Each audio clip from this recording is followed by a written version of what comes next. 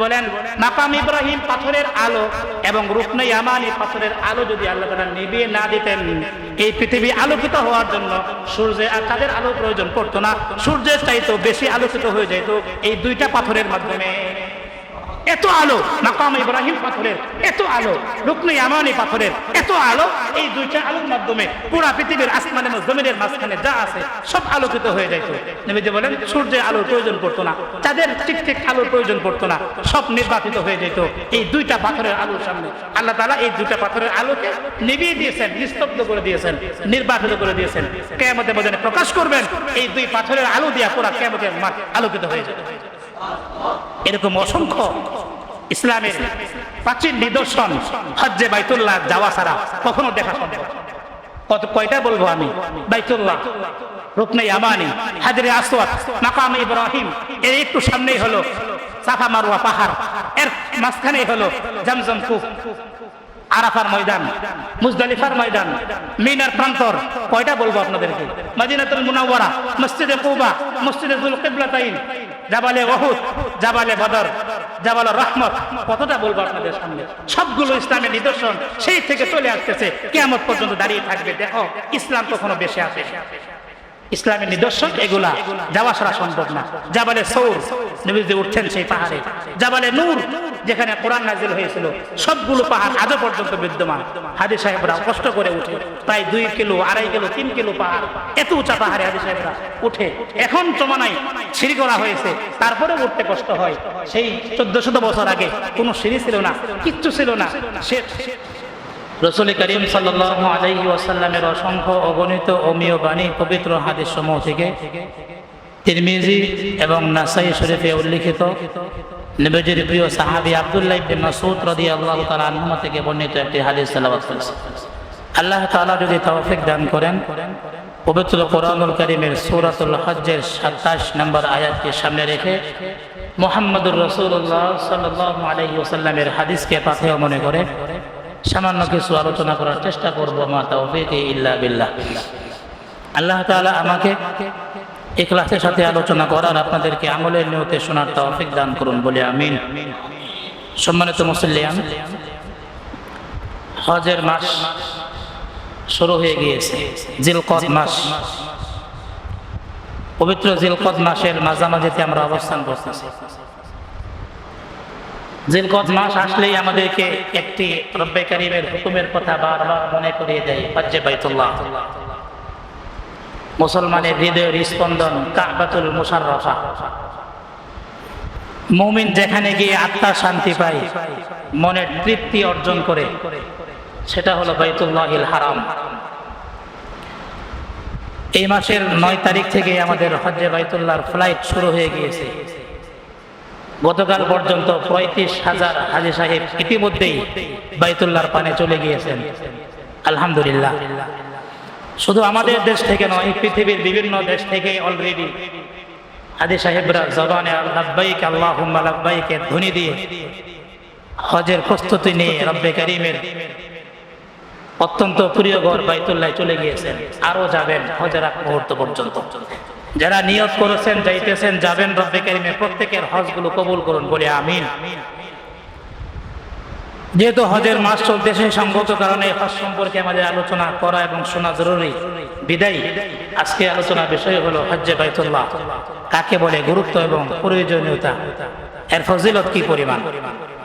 মুহতারাম হাজরিন, হজ আল্লাহ তাআলার 5টি হুকুমের মধ্যে অন্যতম একটি হুকুমের নাম হজ্জে বাইতুল্লাহ, যেটা মুসলমানের উপরে ফরজ, যাদের সামর্থ্য রয়েছে। আমরা জানি আল্লাহ তাআলা শরীয়তে ইসলামের 5টি অন্যতম ভিত্তির মধ্যে একটি ভিত্তির নাম হলো হজ্জে বাইতুল্লাহ। বুনিয়াল ইসলামু আলা খামস, শাহাদাতি আল্লা ইলাহা ইল্লাল্লাহ ওয়া ইকামিস সালাতি ওয়া ইতাইজ যাকাতি ওয়াল হজ্জি ওয়া সাওমি রমাদান। কালিমা, নামাজ, রোজা, হজ, যাকাতের মধ্যে অন্যতম একটি বিধানের নাম হলো হজ।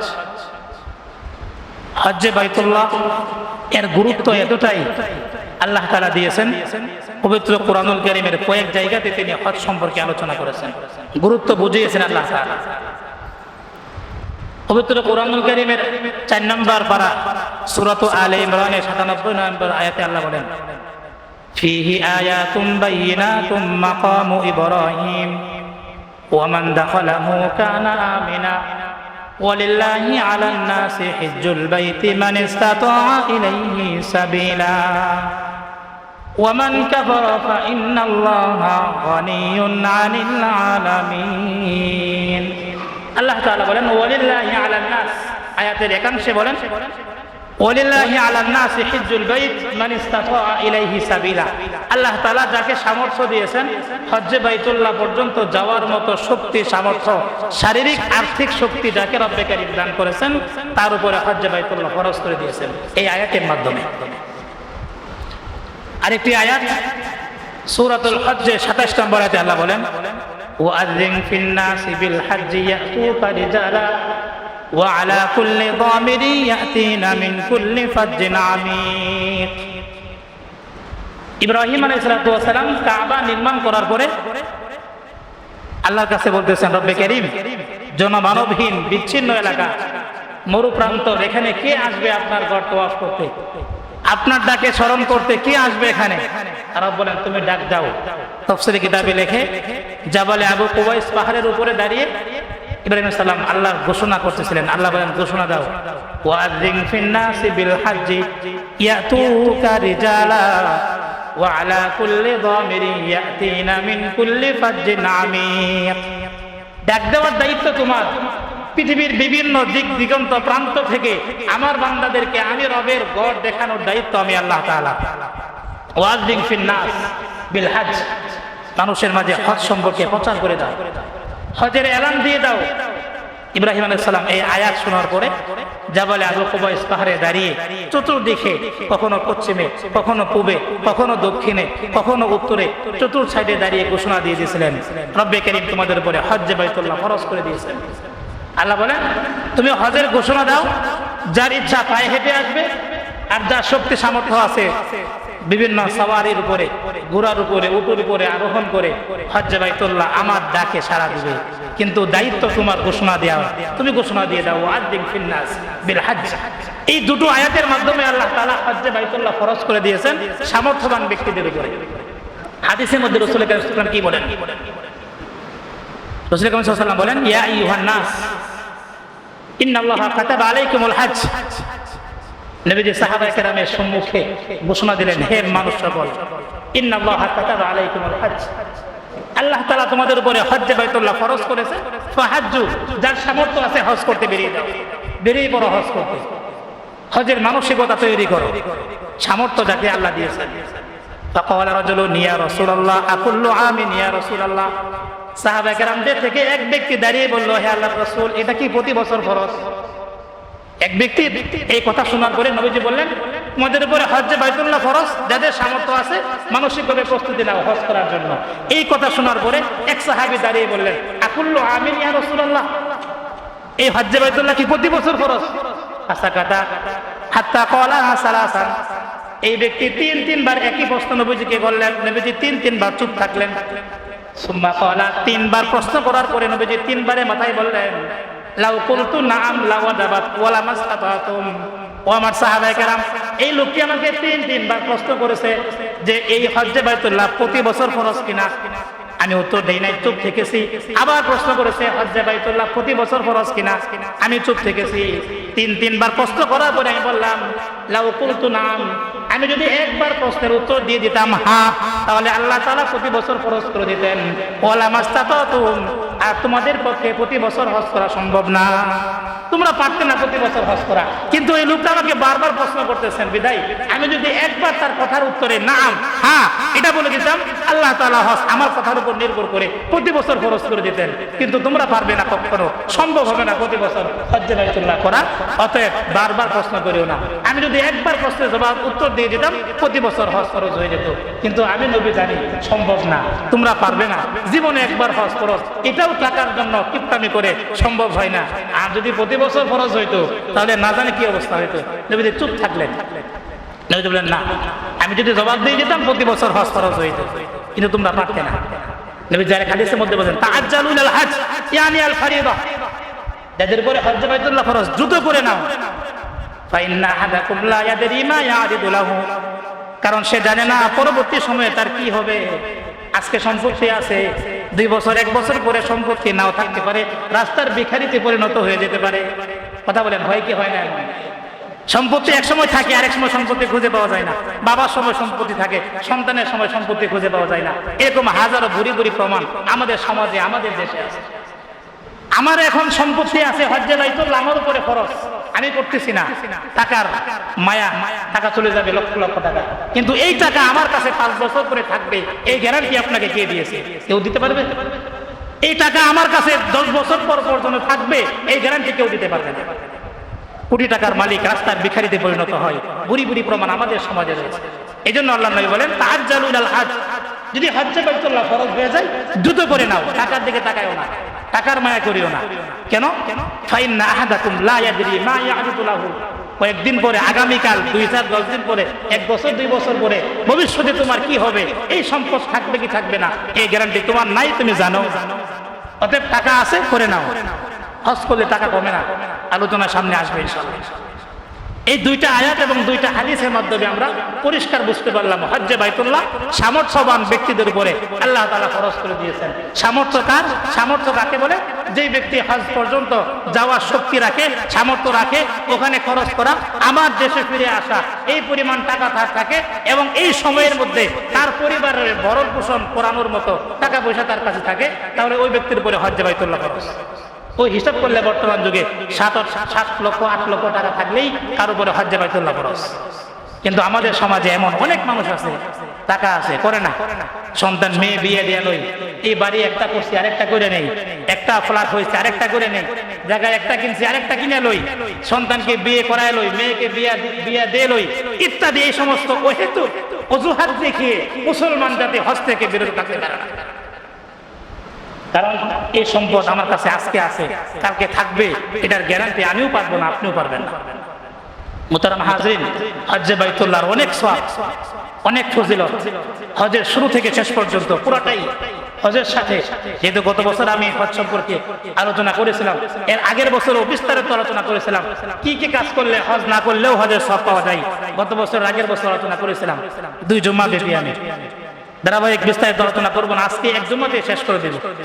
হজের সাথে সম্পর্কিত কিছু নিদর্শন আল্লাহ তাআলা দিয়ে দিয়েছেন, যেগুলো ইসলাম যে বেশে আসেনি, ইসলাম যে কোনো মানুষের বানানো ধর্ম না, এটা প্রমাণ বহন করে। আজও পর্যন্ত ইসলামের নিদর্শন, স্মৃতি লক্ষ লক্ষ হাদিস সাহেবরা চোখ দিয়া দেখে আসে, জবান দিয়া শুনে আসে। ইসলাম মানুষের সামনে বেশে আসেনি, এর অস্তিত্ব রয়েছে, খুঁটি রয়েছে। ইসলামের খুঁটি জমিন থেকে শুরু করে রব্বে কারীমের আরশে আজিম পর্যন্ত ইসলামের নিদর্শন রয়েছে। রব্বে কারীম পবিত্র কুরআনুল কারীমের সূরা আলে ইমরানের 96-97 দুটি আয়াতে বলেন, ইন্না আউওয়ালা বাইতিন মুদিআ লিন-নাস লাল্লাযী বিবাক্কাতা মুবারাকান ওয়া হুদাল লিল আলামিন। ইন্না আউওয়ালা বাইতিন মুদিআ লিন-নাস লাল্লাযী বিবাক্কাতা মুবারাকান ওয়া হুদাল লিল আলামিন ফীহি আয়াতুম বায়্যিনাতুম মাকামু ইব্রাহিম ওয়া মান দাখালাহু কানা আমিনা ওয়ালিল্লাহি আলান নাসি হিজ্জুল বাইতি মান ইসতাতাআ ইলাইহি সাবিলা। আল্লাহ বলেন, ইন্না আউওয়ালা বাইতিন মুদিআ লিন-নাস লাল্লাযী বিবাক্কাতা মুবারাকান ওয়া হুদাল লিল আলামিন। এই বাইতুল্লাহ সম্পর্কে বলেন, ইন্না আউওয়ালা বাইত মুদিআ লিন-নাস, এটা পৃথিবীর প্রথম ঘর যাকে গঠন করা হয়েছে, বানানো হয়েছে মানুষের জন্য। এটা চতুর্দিকে বরকত আর বরকত, এটার উপরেও বরকত, সাইডেও বরকত। যেই বাইতুল্লাহ পাশে যাবে তার মধ্যেও বরকত নাজিল হবে। বাইতুল্লাহ তাকিয়ে তাকিয়ে দেখবে, তার প্রতিও রহমত নাজিল হবে। বাইতুল্লাহ সাইডে বসে কোরআন তেলাওয়াত করবে, তার প্রতিও রহমত নাজিল হবে। রব বলেন, বাইতুল্লাহ চতুর্দিকে আমি রব অসংখ্য রহমত আর বরকত দিয়ে সাজিয়ে দিয়েছি। এই জন্য পৃথিবীর যারা হাজী সাহেব গিয়েছে, পৃথিবীর কোথাও যে ফল পাওয়া যায় না, বাইতুল্লাহতে এমন কোনো সময় নাই, দিন নাই, রাত নাই, 24 ঘন্টা, বছরের প্রত্যেকটা দিন হরেক রকমের ফল পৃথিবীর দিক দিগন্তে যেগুলো পাওয়া যায় না, বাইতুল্লাহ প্রচুর বিদ্যমান রয়েছে। এটা হাজী সাহেবরা বলতে পারবেন। এমনও ফল আছে যেগুলো চোখেও দেখেন নাই, কিন্তু বাইতুল্লাহ সামনে গেলে পাওয়া যায়। ইব্রাহিমের দোয়া, রাসূলের দোয়া, রব্বে কারীম এত বরকত দিয়েছেন, সেখানে কিচ্ছু নাই, বাইতুল্লাহর আশেপাশে কিচ্ছু হয় না, সব পাথরের দেশ, কিন্তু এত রকমের ফলমূল, এগুলো কোথা থেকে আসে, কেমনে আসে, আল্লাহ ভালো জানেন। ওই যে বরকত দিয়ে দিয়েছিলেন দোয়ার বিনিময়ে, পৃথিবীর সব দেশের ভালো ভালো ফল, সব ফল চতুর্সময়, সব সময় 12 মাস বাইতুল্লাহর সাইডে পাওয়া যায়, কিনতে পাওয়া যায়, বিদ্যমান রয়েছে। আল্লাহ নিদর্শন রহমত আর বরকত দিয়া রব্বে কারীম বাইতুল্লাহ চতুষ্পার্শ্বকে ঘেরাও করে রেখে দিয়েছে। বাইতুল্লাহ ঘরের সাথেই লাগানো এক কোণার মধ্যে হাজরে আসওয়াদ পাথর।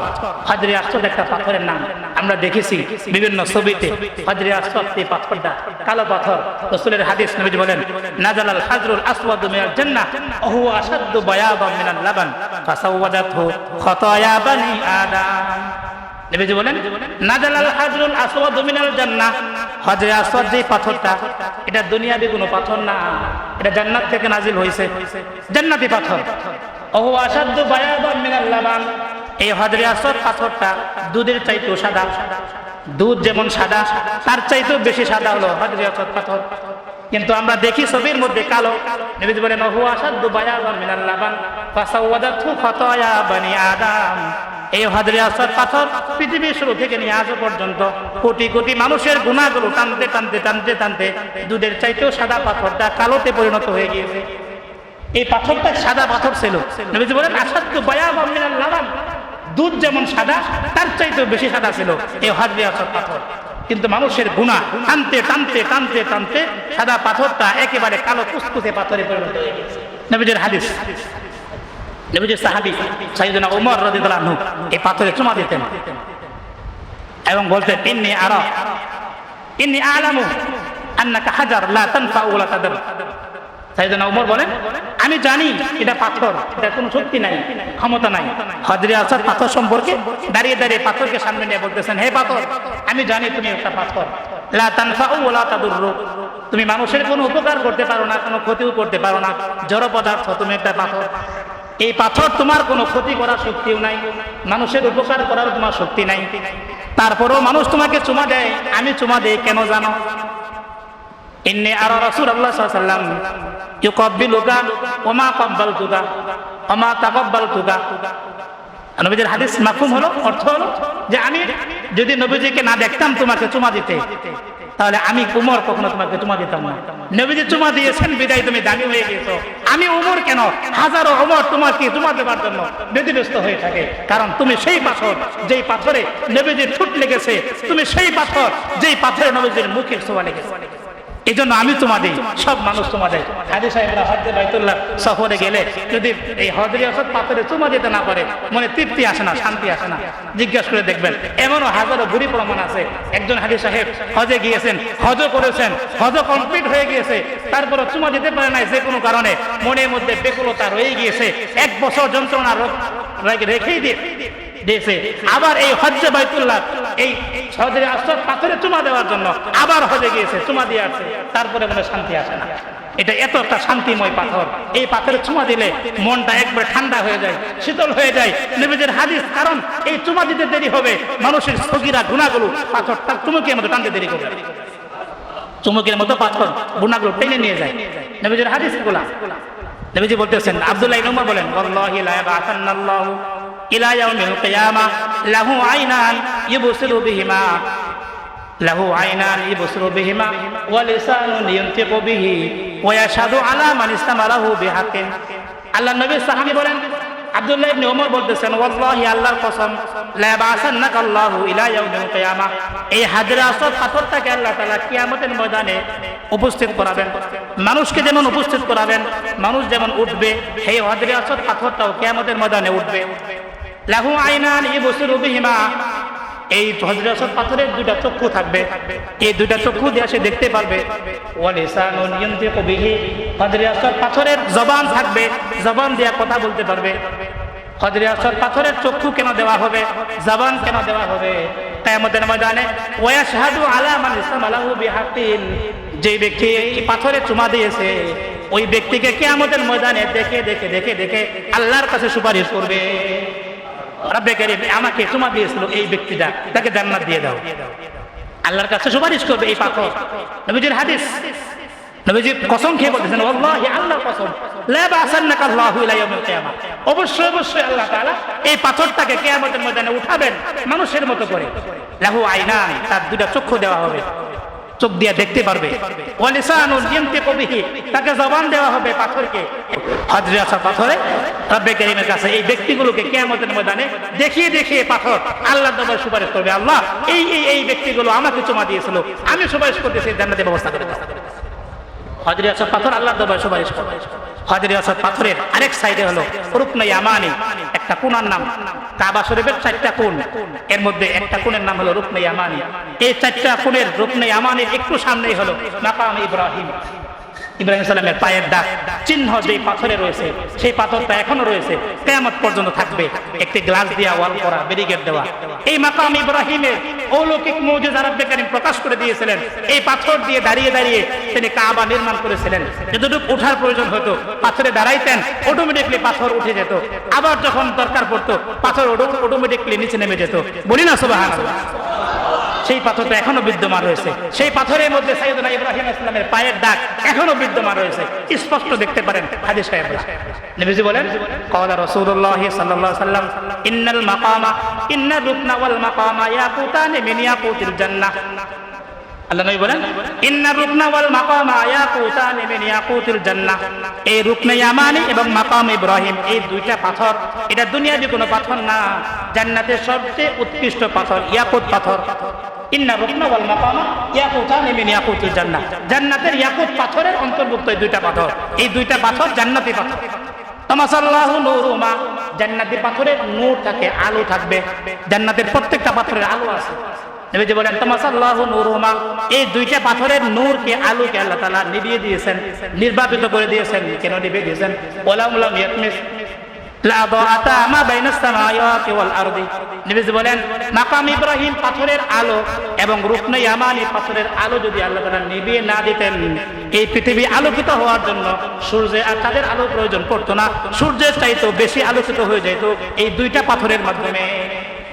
এত আলো মাকাম ইব্রাহিম পাথরের, এত আলো রুকনে ইয়ামানি পাথরের, এত আলো, এই দুইটা আলোর মাধ্যমে পুরো পৃথিবীর আসমান এবং জমিনের মাঝখানে যা আছে সব আলোকিত হয়ে যেত। নবীজি বলেন, সূর্যের আলোর প্রয়োজন পড়তো না, চাঁদের টিকটিক আলোর প্রয়োজন পড়তো না, সব নির্বাপিত হয়ে যেত এই দুইটা পাথরের আলোর সামনে। আল্লাহ তাআলা এই দুইটা পাথরের আলোকে নিভিয়ে দিয়েছেন, নিস্তব্ধ করে দিয়েছেন, নির্বাপিত করে দিয়েছেন। কিয়ামতের ময়দানে প্রকাশ করবেন, এই দুই পাথরের আলো দিয়া পুরো কিয়ামতের মাঠ আলোকিত হয়ে যাবে। এরকম অসংখ্য ইসলামের প্রাচীন নিদর্শন হজ্জে বাইতুল্লাহ যাওয়া ছাড়া কখনো দেখা সম্ভব। কয়টা বলবো আমি?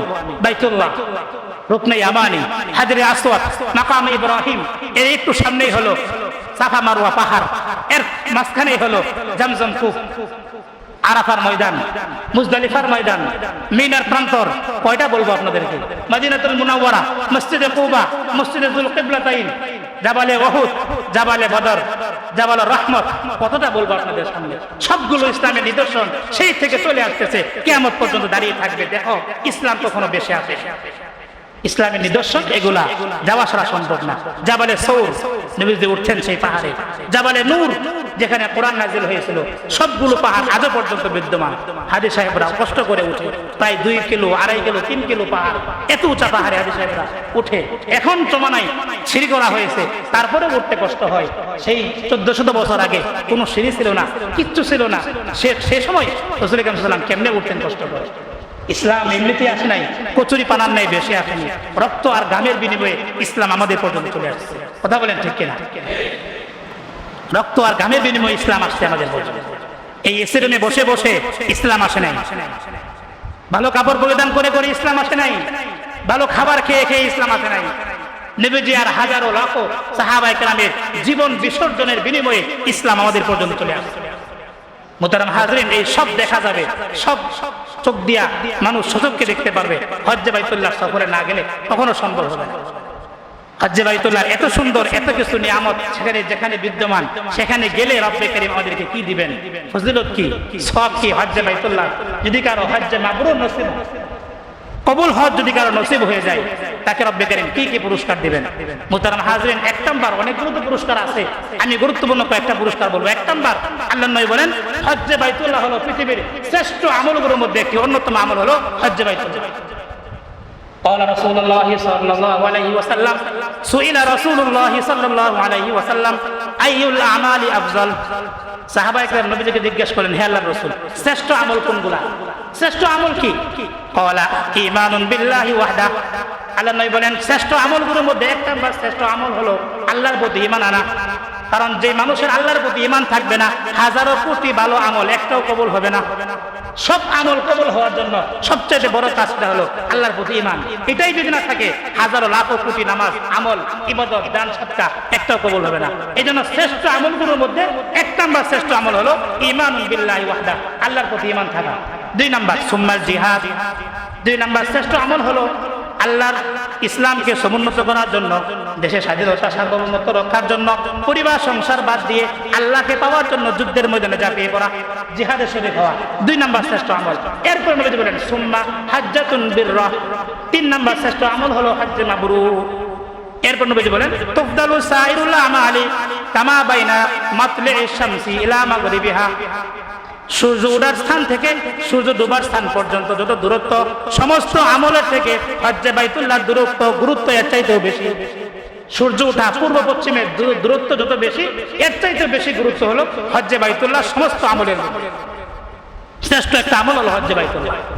2 নাম্বার হজ্জে বাইতুল্লাহ দ্বারা যদি কারো হজ্জে মাবরুর নসিব হয়, কবুল হজ যদি কারো নসিব কপালে হয়ে যায়, নবীজি বলেন তার জিন্দেগীর সকল গুনাহ আল্লাহ মাফ করে দেন। قال رسول الله صلى الله عليه وسلم من حج فلم يرفث ولم يفسق غفر له ما تقدم من ذنبه। আল্লাহ নবী বলেন মান হাজ্জা ফালাম ইয়ারফুস ওয়ালাম ইয়াফসুক, যেই ব্যক্তি হজ্জে বাইতুল্লাহ করবে, হজের মধ্যে গিয়ে কোনো অশ্লীল কাজ করে নাই, মিথ্যা কথা বলে নাই, গুফির লাহু মা তাকদ্দামা মিন যামবিহি, আল্লাহ তাআলা হজ্জে বাইতুল্লাহ করার পরে রব্বে কারীম তার জিন্দেগীর পূর্বের জিন্দেগীর সব গুনাহগুলো ক্ষমা করে দিবে। এটা হলো তিরমিজি শরীফের হাদিস। বুখারী মুসলিমের শরীফের হাদিসের মধ্যে আছে আরো স্পষ্ট হবে তার পূর্বের জিন্দেগীর সব গুনাহ ক্ষমা করে দিবেন, সে কেমন হয়ে যাবে। আরেকটি হাদিসের মধ্যে আছে, বুখারী মুসলিমের হাদিস, মান হাজ্জা লিল্লাহি ফালাম ইয়ারফুস ওয়ালাম ইয়াফসুক রাজাআ কায়াউমিন ওয়ালাদাতহু উম্মু। আল্লাহ নবী বলেন মান হাজ্জা লিল্লাহ, যে ব্যক্তি আল্লাহর জন্য হজ করবে, আল্লাহকে পাওয়ার জন্য, ফালাম ইয়ারফুস ওয়ালাম ইয়াফসুক, হজের মধ্যে গিয়ে কোনো অশ্লীল কাজকর্ম করবে না, মিথ্যা কথা বলবে না, গীবত করবে না, আল্লাহকে পাওয়ার জন্য হজটা করবে, রাজাআ কায়াউমিন ওয়ালাদাতহু উম্মু, হজ্জে বাইতুল্লাহ করার পরে রব্বে কারীম তাকে গুনাহমুক্ত এমন জীবন দান করবেন, মায়ের পেট থেকে সন্তান ভূমিষ্ঠ হইলে ওই সন্তানের যেমন কোনো গুনাহ থাকতে পারে না, ওই হাজী সাহেবের জীবনে কোনো গুনাহ থাকতে পারে না। পরে আইসা গুনাহ করলে ওটা ভিন্ন কথা, হজ করে আইসা পরে গুনাহ করলে ওটা তো আগেটা মাফ, পরেটা তো মাফ হবে না। আগের জীবনে গুনাহ মাফ হয়ে যাবে যদি হজ্জে বাইতুল্লাহ ঠিক মতো করতে পারে। শুধু তার গুনাহ মাফ হবে এতটুকুই না, আল্লাহু আকবার। নবীজি আরেক হাদিসের মধ্যে বলেন তার গুনাহ মাফ হবে এতটুকুই না, মুস্তাদরাকে হাকিমের হাদিস, নবীজি বলেন যেই হাজী সাহেবের হজ করবে, হজ্জে বাইতুল্লাহ নসিব হবে, তার জিন্দেগীর গুনাহ তো ক্ষমা করবেনই, তাকে নিষ্পাপ সন্তানের মতো করবেন, এতটুকুই না, বরং ওই হাজী সাহেব যার জন্য দোয়া করবেন, যার গুনাহ মাফের জন্য দোয়া করবেন, রব্বে কারীম তার সম্মানের খাতিরে ওই ব্যক্তির গুনাহগুলো ক্ষমা করবেন। قال رسول الله صلى الله عليه وسلم يغفر الله تعالى للحاج ولمن استغفر له الحاج। নবীজি বলেন ইয়াগফিরুল্লাহু তাআলা লিল হাজ, আল্লাহ তাআলা হাজী সাহেবকে ক্ষমা করে দিবেন। ওয়ালিমান ইস্তাগফারা লাহুল হাজ, হাজী সাহেব যেই ব্যক্তির জন্য গুনাহ মাফের ক্ষমা চাবেন আল্লাহর কাছে, হাজী সাহেবের সম্মানার্থে রব্বে কারীম ওই ব্যক্তির জীবনে গুনাহগুলো ক্ষমা করে দিবেন। এইজন্য হাজী সাহেবের কাছে দোয়া চাওয়া দরকার। 4 নম্বর ফজিলত হাজী সাহেবের, হাজী সাহেব যেই দোয়া করবে রব্বে কারীম তার সম্মানার্থে ওই হাজী সাহেবের সব দোয়াগুলো আল্লাহ কবুল করেন। এই জন্য হাজী সাহেবদের জন্য একটা ভালো পরামর্শ হলো, মক্কার যারা হাজী সাহেব হজে যায়, হজে যাওয়ার পরে বাইতুল্লাহ হজের সফরে যাওয়ার পরে 15টা জায়গা এমন আছে যে জায়গাতে দোয়া কবুল হয়, সহিহ হাদিস দ্বারা প্রমাণিত। এই 15টার মধ্যে একটা হলো, প্রথম যখন হাজী সাহেব তার চক্ষু দিয়া বাইতুল্লাহ দেখা মাত্র সে যে দোয়া করবে, নবীজির হাদিস প্রমাণ করে রক্ষা সেই দোয়া কবুল করবে। প্রথম যখন বাইতুল্লাহ শরীফ দেখে, এই জন্য প্রথম বাইতুল্লাহ শরীফ দেখা মাত্র দোয়া করতে দরকার, আল্লাহ বারবার আমাকে হজে বাইতুল্লাহ নসিব করে, এই দোয়া করা দরকার। যদি এই দোয়া কবুল হয়ে যায়, রব্বে কারীম প্রতি বছর হজ্জে বাইতুল্লাহ কেমনে করাবেন তিনি ভালো জানবেন, তৌফিক দান করবেন ইনশাআল্লাহ। এই জন্য হজ্জে বাইতুল্লাহ দোয়া কবুলের জায়গা। নবীজি বলেন ক্বালা রাসূলুল্লাহ সাল্লাল্লাহু আলাইহি ওয়াসাল্লাম আল হুজ্জাজু ওয়াল উম্মারু ওয়াফদুল্লাহ, আল হুজ্জাজু ওয়াল উম্মারু ওয়াফদুল্লাহ ইন দাউহুম ফাআজাবুহু ওয়া সাআলুহু ফাআতাহুম আল্লাহ নবী বলেন আল হুজ্জাজু ওয়াল উম্মারু আব্দুল্লাহ, উমরাকারী ব্যক্তি এবং হজকারী ব্যক্তি আল্লাহর দলের সদস্য। উমরাকারী ব্যক্তি এবং হজকারী ব্যক্তি আল্লাহর দলের সদস্য। ইন দাউহু, যখন সে দোয়া করবে, ফাআজাবুহু, তার দোয়া কবুল করা হবে। ওয়াসাআলুহু, হাজী সাহেব উমরাকারী ব্যক্তি যেই বিষয়টা আল্লাহর কাছে চাবে, ফাআতাহুম, আল্লাহ তার চাওয়া পূরণ করে দিবেন। যা চাবে সব কিছু দান করবেন। আরেকটা হাদিসের মধ্যে আছে ওয়াফদুল্লাহি সালাসা, তিন ব্যক্তি আল্লাহর দলের সদস্য। ওয়াফদুল্লাহি সালাসা, তিনজন ব্যক্তি আল্লাহর সদস্য, আল্লাহ দলের সদস্য। আল গাজী ওয়াল হাজু ওয়াল মুতামির, যুদ্ধের ময়দান থেকে যে ব্যক্তি ফিরে আসবে যুদ্ধ করে, গাজী সাহেব গাজী। আর 2 নাম্বার হলো হজ্জে বাইতুল্লাহ জিয়ারতকারী হাজী সাহেব। 3 নাম্বার হলো উমরাকারী ব্যক্তি। এই 3 ব্যক্তি হলো আল্লাহর দলের সদস্য। নবীজির হাদিস প্রমাণ করে। এই জন্য হাজী সাহেবের কাছে দোয়া চাওয়া দরকার। এটা আনবেন, ওইটা আনবেন, আতর আনবেন, ওইটা আনবেন, কম্বল আনবেন, এই সেই কত কিছু চাই আমরা বাঙালি মানুষ। এগুলো না, নবীজির হাদিস প্রমাণ করে দোয়া চাইবেন হাজী সাহেবের কাছে। 2টা দোয়া চাওয়া দরকার। 1 নাম্বার দোয়া হলো আল্লাহ যেন আমার গুনাহ মাফ করেন, এই দোয়া চাইবা। 2 নাম্বার দোয়া চাওয়া দরকার আল্লাহ যেন আমাকে আপনার মতো কবুল করেন, তার গোল জিয়ারত করা। এই 2টা দোয়া বেশি চাওয়া দরকার। আরেকটা কাজ করা দরকার, নবীজির রওজাতে আমার আপনার সালাম পৌঁছে দেওয়া দরকার। হাদিস শব্দের কাছে বলা দরকার আসসালাতু ওয়াসসালামু আলাইকা ইয়া রাসূলুল্লাহ, আসসালাতু ওয়াসসালামু আলাইকা ইয়া হাবিবাল্লাহ। আমি আমার জবান থেকে বলে দিলাম, ও হাদিস সাহেব আমি তো যেতে পারলাম না, আমার এই সালামটা আল্লাহর নবীর রওজার সামনে দাঁড়িয়ে আমার নাম করে সালামটা পৌঁছায় দিও। নবীজি বলেন, কেউ যদি পৃথিবীর দিক দিগন্ত থেকে আমার দরবারে সালাম পৌঁছায় দেয়, ও সালাম পৌঁছতে দেরি হবে, আমি নবীজি তার সালামের জবাব দিতে দেরি করব। আমাদের তো এগুলো করা দরকার। ওটা চাই, এটা চাই, এগুলো না। একজন হাজী সাহেব যখন হজে যাবে তার কাছে এগুলো চাওয়া দরকার। দোয়া করেন যেন আল্লাহ আমার গুনাহ মাফ করেন, দোয়া করবেন যেন আল্লাহ আমাকে আপনার মতো তার ঘরে যাওয়ার তৌফিক দান করেন, এবং সালামটা নবীজির সালাম নবীজির রওজাতে পৌঁছায় দিয়েন। এগুলো দোয়া করা দরকার। কারণ হাজী সাহেবের গুনাহ মাফ করেন, হাজী সাহেব যার জন্য ক্ষমা চান তার গুনাহ মাফ করেন। এমনকি হাজী সাহেব যেই বিষয়ে দোয়া করেন রব্বে কারীম তার দোয়া সেই দোয়া কবুল করেন। এজন্য আমাদের এগুলো চাওয়া দরকার হাজী সাহেবদের কাছ থেকে। দুনিয়াবি কোনো আসবাব সামানা, 2 টাকা কয় টাকার জিনিস, এগুলো না চাইয়া দোয়া চাওয়া দরকার। তোমার কাছে কিচ্ছু চাই না, একটা জিনিস চাই, আমার জন্য দোয়া করিও, আমার নামটা মনে করিয়া কাবার সামনে নিয়ে দুটো হাত বাড়িয়ে আমার নামটা স্মরণ করিও। এগুলো দোয়া চাওয়া দরকার। আল্লাহ আমাদেরকে তৌফিক দান করুন বলে আমিন। 4 নাম্বার, হজ্জে বাইতুল্লাহ যদি কেউ করতে পারে তার ফজিলত কি? 5 নাম্বার ফজিলত, মুহতারাম হাজরিন, আমরা তো মনে করি টাকা খরচ হয়ে যাবে, হজ্জে বাইতুল্লাহ করলে টাকা অনেক চলে যাবে, লক্ষ লক্ষ টাকার ব্যাপার সেবার। নবীজির হাদিস প্রমাণ করে আমাদের তো বিশ্বাস নাই রবের প্রতি, হাদিসের প্রতিও বিশ্বাস নাই। হাদিসকে কটাক্ষ করা আমাদের স্বভাব, হাদিসের প্রতি বিশ্বাস আনা এটা আমাদের স্বভাব না। নবীজির হাদিস প্রমাণ করতেছে হজ্জে বাইতুল্লাহ করলে দারিদ্রতা বাড়ে না, বরং আল্লাহ নবী বলেন হজ্জে বাইতুল্লাহ যে ব্যক্তি বেশি বেশি করবে রব্বে কারীম তার পরিবার থেকে দারিদ্রতা দূর করে দিবে। قال رسول الله صلى الله عليه وسلم تابعوا بين الحج والعمرة فإنهما ينفيان الفقر والذنوب كما ينفي الكير خبث الحديد والذهب والفضة। নবী বলেন তাবিউ বাইনাল হজ্জ ওয়াল উমরা, নবীজি বলেন তোমরা বেশি বেশি করে হজ্জে বাইতুল্লাহ করবা, উমরা করবা, বারবার করবা, সুযোগ আছে, টাকা আছে, বারবার করবা হজ্জে বাইতুল্লাহ উমরা। কেন করবা? ফাইন্নাহুমা ইয়ানফিয়ানিল ফাকর ওয়াজ যুনুব, হজ্জে বাইতুল্লাহ করার দ্বারা 2টা উপকার হবে। 1 নাম্বার হলো তোমার দরিদ্রতা দূর হয়ে যাবে, 2 নাম্বার তোমার গুনাহগুলো মাফ হয়ে যাবে। ফাইন্নাহুমা ইয়ানফিয়ানিল ফাকর ওয়াজ যুনুব, কেমনে গুনাহ মাফ হবে? কামা ইয়ানফিল কিরু খুবুসাল হাদিদি ওয়াজ যাহাবি ওয়াল ফিদ্দা, কামারের হাপড় দ্বারা যেমন লোহার ময়লা দূর হয়, স্বর্ণকারের হাপড় দ্বারা যেমন স্বর্ণের ময়লা দূর হয়ে যায়, স্বর্ণটা খাঁটি স্বর্ণ হয়ে যায়, ওরকম ভাবে হজ কর্মওয়ালা ব্যক্তির জীবন থেকে দারিদ্রতা বাপ আল্লাহ দূর করে দিবেন। যদি কেউ হজ্জে বাইতুল্লাহ ঠিক মতো করতে পারে, আল্লাহর প্রতি পূর্ণ বিশ্বাস আর আস্থা রেখে, তোমার নবীজির হাদিস বলছেন হজ্জে বাইতুল্লাহ করলে অভাব কম বাড়বে না, বরং অভাব কমে যাবে। আল্লাহ আমি করছি, নিয়ত করতেছি, রব্বে কারীমের প্রতি বিশ্বাস রেখে যদি করতে পারি, নবীজির হাদিস অনুযায়ী রব্বে কারীম আমাদের দারিদ্রতা দূর করে দিবেন। অভাব থাকবে না যদি আমাদের নিয়তটা পাকাপোক্ত থাকে। নবীজির হাদিস বলতেছে আল্লাহ তাআলা হজ্জে বাইতুল্লাহ বেশি বেশি করার দ্বারা অভাব দূর করে দিবেন, গুনাহগুলো দূর করে দিবেন। এটা হলো হজ্জে বাইতুল্লাহ 4 নাম্বার ফজিলত। 5 নাম্বার ফজিলত, হজ্জে বাইতুল্লাহ করতে পারলে গুনাহ মাফ করবেন, এটা তো আছেই। আল্লাহ তাআলা আরেকজনের গুনাহ মাফ করবেন, এটাও তো আছেই। হজ্জে বাইতুল্লাহ হাজী সাহেবের সম্মানে দোয়া কবুল করবেন, ওটাও তো আছে। সাফা মারওয়া সাই করলে, হাজরে আসওয়াদ পাথরে চুমা দিলে সগীরা গুনাহ মাফ হবে, সবকিছু আছে। নবীজি বলেন সর্বশেষ পুরস্কার রব্বে কারীম কিয়ামতের ময়দানে জান্নাত দিয়া খুশি করে দিবেন। قال رسول الله صلى الله عليه وسلم قال رسول الله صلى الله عليه وسلم العمرة إلى العمرة كفارة لما بينهما ওয়াল হাজ্জুল মাবরুরু লাইসা লাহু জাযাউন ইল্লাল জান্নাহ। আল উমরাতু ইয়াল উমরা কাফারাতুল লিমা বাইনাহুমা। আল্লাহ নবী বলেন এক উমরা থেকে আরেক উমরা পর্যন্ত দুই উমরার মাঝখানের সগীরা গুনাহ আল্লাহ ক্ষমা করে দেন। ওয়াল হাজ্জুল মাবরুরু লাইসা লাহু জাযাউন ইল্লাল জান্নাহ। কেউ যদি প্রকৃতভাবে হজ্জে মাবরুর করাইতে পারে, আল্লাহর কাছ থেকে হজটা কবুল করায় নিতে পারে, হজ্জে মাবরুর যদি কারো হয়, অশ্লীল কাজ না করে, গুনাহ না করে, মিথ্যা কথা হজের সফরে না বলে, যদি ভালোভাবে তার হজটা আল্লাহর কাছ থেকে কবুল করায় নিতে পারে, নবীজি বলেন তার গুনাহ মাফ করবে, এটা ভিন্ন কথা। তাকে সম্মান দেওয়া হবে, এটা ভিন্ন কথা। তার দোয়া কবুল করা হবে, এটা পরের কথা।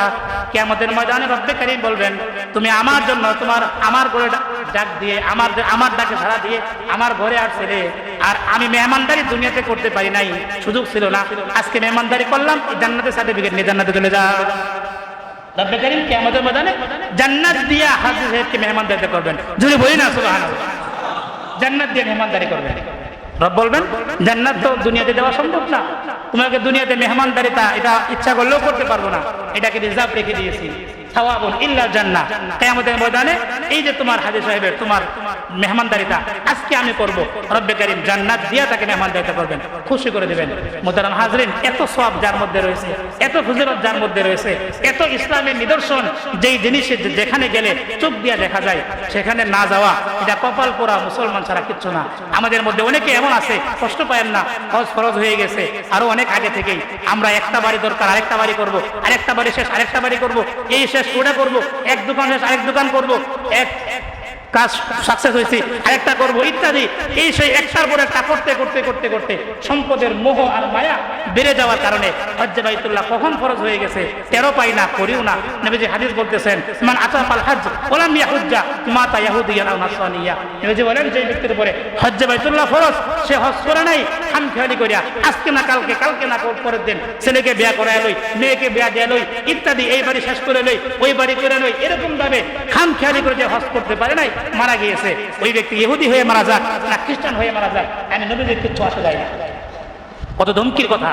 যেখানে নবীজির সুপারিশ ছাড়া এক কদম পর্যন্ত মানুষ সামনে আগাতে পারবে না, সেই হাসরের ময়দানে নবীজি যদি বলেন ও কি খ্রিস্টান নাকি ইহুদি, আমি নবীজির কিচ্ছু আসে যায় না, তখন আমার আপনার শাস্তির মাত্রা কেমন বেড়ে যেতে পারে। আল্লাহ আমাদেরকে হজ্জে বাইতুল্লাহ করার তৌফিক দান করুন, বলি আমিন। আল্লাহ তাআলা আমাদের প্রত্যেককে জীবন একবার হলেও তার ঘরে জিয়ারত করার তৌফিক দান করুন, সবাই জোরে বলি আমিন। ওয়া আখিরু দাওয়ানা আলহামদুলিল্লাহি রাব্বিল আলামিন।